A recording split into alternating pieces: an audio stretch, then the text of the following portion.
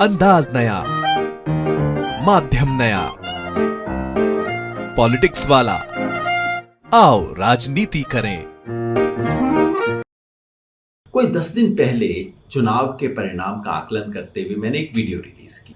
करोड़ों लोगों ने देखा, लाखों प्रतिक्रियाएं आई, सवाल पूछे गए। सबने कहा कि भाई 4th पेज से पहले आपने किया था, अब फाइनल मूल्यांकन क्या है?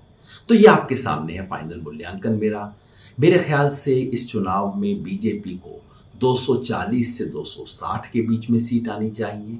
उसके एनडीए सहयोगियों को 35 से 45 के बीच, कांग्रेस 85 से 100 के बीच और उसके इंडिया गठबंधन के बाकी सहयोगियों को 120 से 135 के बीच। मतलब 400 पार वाली बात तो टोटल हवाई थी। 300 पार करना भी बीजेपी के लिए नामुमकिन होगा। मेरी समझ है कि बीजेपी 272 से नीचे है, 250 के नीचे भी जा सकती है।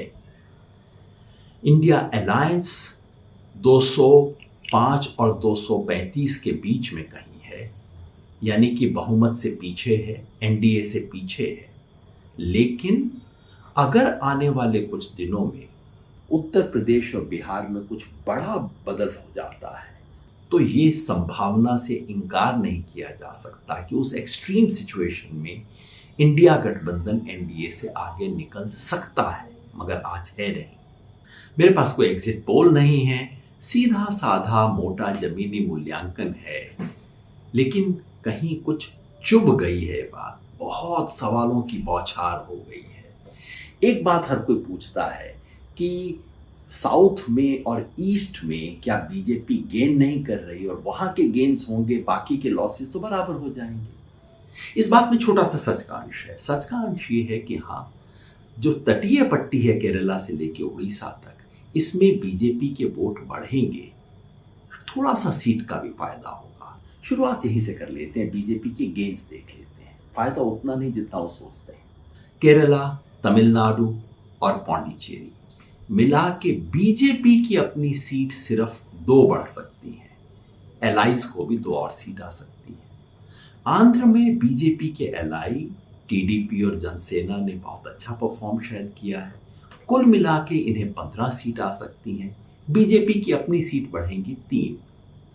तेलंगाना में इस बार सीधे कांग्रेस और बीजेपी का मुकाबला हो गया है, और ऐसे में कांग्रेस की सीट भी बढ़ेंगी, बीजेपी की सीट भी बढ़ेंगी। ये भी संभव है कि लगभग बराबर हो जाए। मान लीजिए 4 सीट बीजेपी की और बढ़ गई, पहले ही 4 थी, 8 पे पहुंच गई। उड़ीसा, बीजेपी के पास ऑलरेडी 8 सीटें हैं, 4 सीट और बढ़ सकती हैं। विधानसभा में हारेंगे, लेकिन लोकसभा में उनकी परफॉर्मेंस इंप्रूव होगी। कितना फायदा हुआ कुल मिला के? 13 सीट का। अब दक्षिण भारत के बाकी बचे हुए राज्य पे आ जाइए। कर्नाटका, खाली कर्नाटका में बीजेपी को कम से कम 13 सीट का नुकसान है। 25 सीट बीजेपी के पास है, एक उनके सहयोगी के पास थी।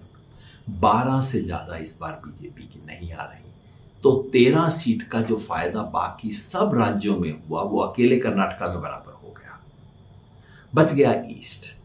बंगाल में दोनों तरह की बहुत रिपोर्ट आई है, और काफी देखने के बाद मेरा मोटा मानना है कि बीजेपी जो गिरावट हुई थी उससे उठ के वापस 18 के करीब कहीं आ जाएगी। ना कोई बड़ा गेन, ना कोई बड़ा लॉस। नॉर्थ ईस्ट में पिछली बार बीजेपी ने बहुत अच्छा परफॉर्म किया था, असम और सारे राज्यों में। मोटे तौर पे बीजेपी लगभग वहीं कहीं पे खड़ी है। निष्कर्ष ये है कि पूरे साउथ इंडिया और पूरे ईस्ट इंडिया को मिला दें तो बीजेपी का नफा और नुकसान कट के 0 पे पहुंच जाता है। एलाइज को 15 सीट का फायदा है, उसे एक बार साइड में रख लीजिए। लेकिन बीजेपी की गिनती, टैली गिनते वक्त आप ईस्ट इंडिया और साउथ इंडिया को अब एक तरह से भूल सकते हैं। अब देखिए सिर्फ ये जो बाकी इलाका बचा है, जहां पिछली बार बीजेपी ने स्वीप किया था, यहां पे बीजेपी की कितनी सीट कम होती है, वही उसकी नेशनल टैली में कम होती है। शुरुआत करते हैं महाराष्ट्र से। महाराष्ट्र में पिछली बार एलाइज के साथ एनडीए को 42 सीट थी। इस बार कम से कम 20 सीट का नुकसान है। 5 सीट का नुकसान बीजेपी को, 15 का एलाइज को। राजस्थान में कम से कम 10 सीट का नुकसान है। चलिए इसके अंदर गुजरात भी जोड़ देते हैं, दोनों में मिला के 10 सीट का नुकसान। मध्य प्रदेश छत्तीसगढ़ में कम नुकसान है, लेकिन अगर उसके साथ आप झारखंड भी जोड़ दें तो तीनों में मिला के 10 सीट का और बीजेपी को नुकसान। हरियाणा में बीजेपी के खिलाफ एक आंधी सी है, हरियाणा और दिल्ली में 10 सीट का नुकसान, और उधर पंजाब, हिमाचल प्रदेश, चंडीगढ़, जम्मू कश्मीर, लद्दाख में मिला के 5 सीट का और नुकसान। बच गया उत्तर प्रदेश और उत्तराखंड, जहां मेरे अनुमान से बीजेपी को कम से कम 10 सीट का नुकसान है।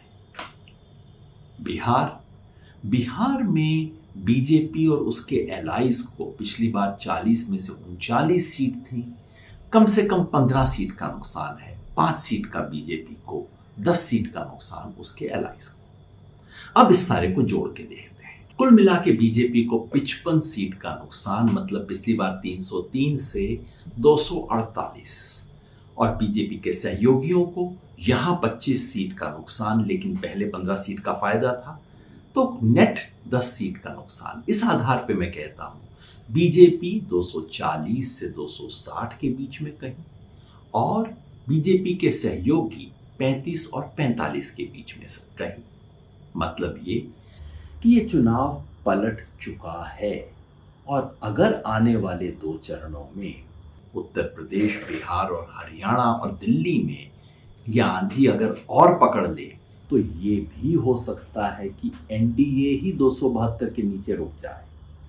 ये वो सच है जो मीडिया, पोलस्टर, एक्सपर्ट आप तक पहुंचने देना नहीं चाहते। ये वो सच है जो मेरा फर्ज है आप तक पहुंचाना, और आपका फर्ज है आगे हर व्यक्ति तक पहुंचाना।